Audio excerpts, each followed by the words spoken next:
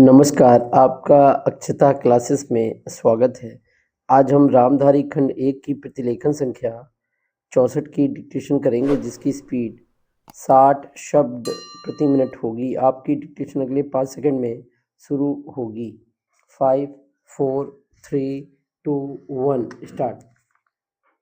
अध्यक्ष महोदय, उसके लिए सब कुछ करना है, तो फिर कृषि उत्पादन का जो मूल आधार है, उस खाद और पानी की जो व्यवस्था है, जब उस पर ही कर लगाया जाता है, तो मेरे मन में आता है कि कहीं वित्त मंत्री महोदय अपनी ही बात को अपने ही सिद्धांतों के द्वारा तो काट नहीं रहे हैं।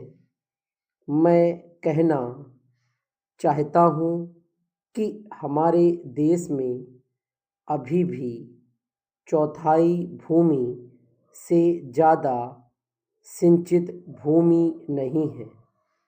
इस देश की जितनी कृषि योग्य भूमि है, उसका चौथाई से भी कम हिस्सा ऐसा है जो सिंचित भूमि के नाम से पुकारा जा सकता है।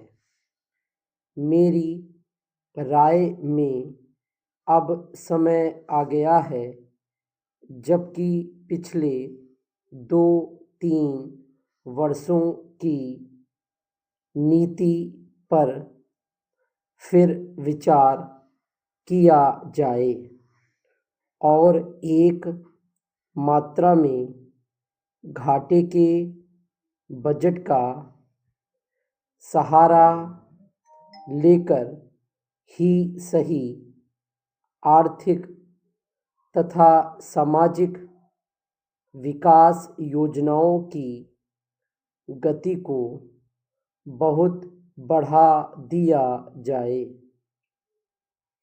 इस मामले में मैं समझती हूँ कि तुरंत कार्रवाई होनी चाहिए, ताकि आज जनसाधारण में जो असंतोष उभर रहा है, वह हानिकर दिशाओं में न चलने पाए। आज के राजनीतिक वातावरण की दृष्टि से भी मैं कहना चाहती हूँ कि विकास की गति को बढ़ाने की आवश्यकता सर्वोपरि है।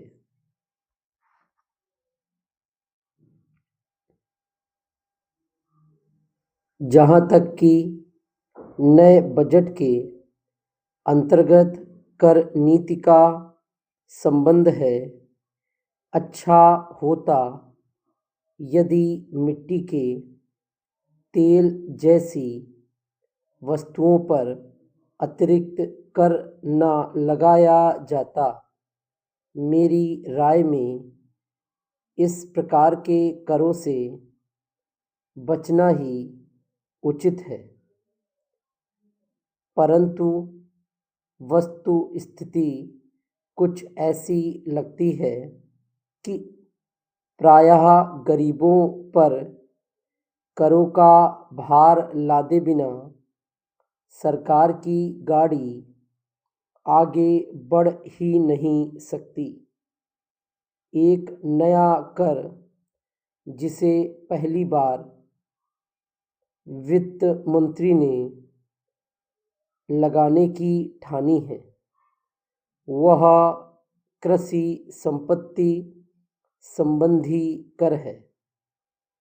अब से पहले कुछ राज्यों में कृषि संबंधी आयकर लगाया गया था, परंतु उसके प्रशासन तथा वसूली आदि में इतनी कठिनाइयाँ आई कि राज्य सरकारों को अपनी नीति बदलनी पड़ी।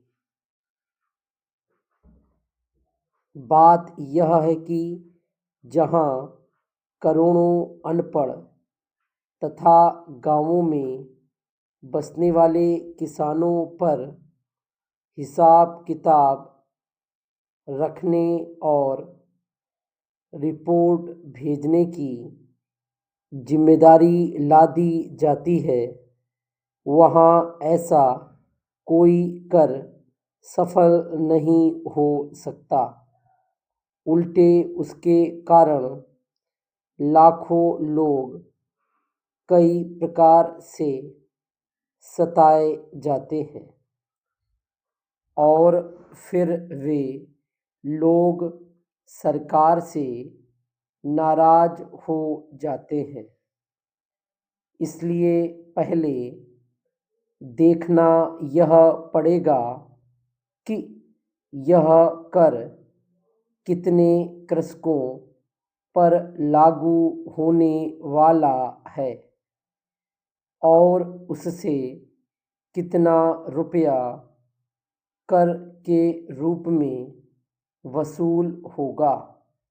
डिक्टेशन कंप्लीट हो गई है। Thank you.